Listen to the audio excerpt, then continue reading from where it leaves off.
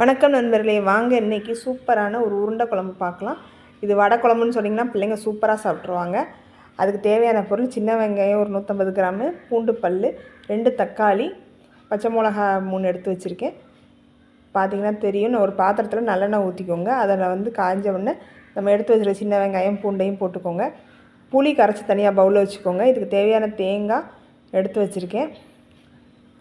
பச்சை மிளகா போட்டு நல்லா வதக்கிட்டு ஒவ்வொன்றா வதக்கும்போது தக்காளி சேர்த்துக்கோங்க. தக்காளி வெங்காயம் மட்டும் நல்லா கொலையாக வதக்கிக்கோங்க. இது உப்பு போட்டிருக்கேன். இதுக்கு தேவையான அளவு. ஈஸியாக செஞ்சிடலாம். இது ரொம்ப கஷ்டமே இல்லை. நீங்கள் கடலைப்பருப்பை மட்டும் ஒரு 2 மணி நேரம் காலையில் வேக பார்க்கும்போது ஊற வச்சிட்டிங்கன்னா போதும். இப்போ பார்த்தீங்கன்னா தக்காளி நல்லா வதங்கட்டும். தக்காளி நல்லா வதங்கினோன்னா நம்ம பொடியெல்லாம் சேர்த்துக்கலாம். இதுக்கு தேவையான பொடி பார்த்திங்கன்னா 1/2 ஸ்பூன் மஞ்சத்தூள் போட்டுக்கோங்க. மிளகாப்பொடி ஒரு 1/2 ஸ்பூன், மல்லிப்பொடி வீட்டுக்கு குழம்பு மல்லிப்பொடி தான் ஒரு 2 ஸ்பூன் போட்டுக்கோங்க. இப்போ தக்காளி நல்லா குழைய வெந்துருச்சு. தக்காளியும் வெங்காயம் வெந்துட்டாலும் நமக்கு பாதி வேலை முடிஞ்சிருங்க. இந்த தண்ணி கொதிக்கிற நேரம் தான். இப்போ பார்த்திங்கன்னா மிளகாத்தூள் நம்ம வீட்டு மிளகாத்தூள் தான், தனி மிளகாத்தூள் இது. அதுக்கப்புறம் பார்த்திங்கன்னா மல்லித்தூள் ஒரு 3 ஸ்பூன் போட்டுக்கோங்க. உங்களுக்கு எவ்வளோ வேணுமோ. இதில் எல்லாமே கலந்துருக்கு. சீரகம், சோம்பு எல்லாமே கலந்துருக்கு. இந்த ஒரு பொடி இருந்தால் போதும். நம்ம எவ்வளோ குழம்புனாலும் வச்சிடலாம். எல்லா இதுக்கும் நான் போடுற ஒரே பொடி இந்த ஒரு பொடி தான். இப்போ நல்லா அது வதங்கி வந்துருச்சு. நல்லா அது அந்த சூட்லேயே நல்லா அந்த எண்ணெயிலே நல்லா வதங்கின பிறகு நீங்கள் தண்ணி ஊற்றிக்கோங்க. முன்னாடியே தண்ணி ஊற்ற வேண்டாம். உங்களுக்கு பிடிக்கிற மாதிரி இருந்தால் லைட்டாக நீங்கள் தண்ணி ஊற்றி வதக்கிக்கோங்க. இப்போ நம்ம எடுத்து வச்சுருக்க புளி தண்ணியை பார்த்திங்கன்னா தண்ணியாக தான் கரைச்சி வச்சுருக்கேன். திக்காக கரைச்சி வைக்கல. இப்போ வேணுங்கிற அளவுக்கு தண்ணி ஊற்றிட்டு குழம்ப மூடி வச்சுருங்க. நம்ம அதுக்கப்புறம் உருண்டைக்கான வேலையை பார்க்கலாம். இப்போ மூடி வச்சு அது பாட்டு கொதிக்கட்டும். இப்போ உருண்டைக்கு தேவையானதை நம்ம ரெடி பண்ணிக்கிடலாம். இது பார்த்திங்கன்னா நான் ஒரு ஆளாக்கு பருப்பு ஒரு 2 மணி நேரம் ஊறி இருக்குது. கடலைப்பருப்பு 4 காஞ்ச மிளகாய் அதிலே ஊற வச்சுருங்க. நல்லா சாஃப்டாயிரும். அதுக்கு தேவையானது பார்த்திங்கன்னா பூண்டு இஞ்சி மெயினாக வேணும். வெங்காயம் ஒரு 2 வெங்காயம் சின்ன சைஸ் வெங்காயமாக நான் நறுக்கி வச்சுருக்கேன். பூண்டு இஞ்சியை போட்டு முதல்ல சோம்பு ஒரு ஸ்பூன் போட்டு ஒரு சுற்றிக்கோங்க. அதுக்கப்புறம் இந்த கடலைப்பருப்பு காஞ்ச மிளகாவை நம்ம போட்டு அரைச்சிக்கிடலாம். நம்ம பருப்பு வடைக்கு அரைக்கிற மாதிரியே கொஞ்சம் குறைன்னு அரைச்சிக்கோங்க. மாவாக அரைச்சிடாதீங்க. கொஞ்சம் குறைன்னு அரைச்சிட்டு அப்புறம் எடுத்து வச்ச வெங்காயம் எல்லாத்தையும் போட்டு இதில் உப்பு பெருங்காயமும் சேர்த்துக்கோங்க. அது அப்போ வீடியோ ஏதோ மிஸ் ஆகிடுச்சு எனக்கு. இப்போ உப்பும் பெருங்காயமும் இது தேவையான அளவு நம்ம சேர்த்துக்கிட்டோம் அப்படின்னா நம்ம அப்படியே வடையை எண்ணெயை காய வச்சு வடை சட்டி மாதிரி வச்சு அதில் அப்படியே நீங்கள் உருண்டையாக பிடிச்சி போட்டுக்கோங்க. இதை வடை மாதிரியும் தட்டி போடலாம்.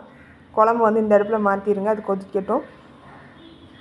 இந்த பக்கம் பார்த்திங்கன்னா நம்ம எண்ணெயை காய வச்சுருக்கோம். இதை ஒவ்வொரு உருண்டையாக போட்டு நம்ம எடுத்துக்கலாம். முதல்ல ஒரு பேட்ச் ஒரு கொஞ்சமாக போட்டு பாருங்கள். அதுக்கப்புறம் நீங்கள் ஃபுல்லாக போட்டுக்கோங்க. இப்போ பார்த்திங்கன்னா தெரியும். இந்த மாதிரி ஒன்றா போட்டுக்கோங்க. போட்ட உடனே கிண்டிடாதீங்க. போட்ட உடனே கரண்டியே போடாதீங்க. அடுப்பும் பார்த்திங்கன்னா மீடியமாக எரியணும். ரொம்ப ஹையாக இருந்தாலும் வெளியில் பூரா வெந்துடும், உள்ளக்க வேகாது.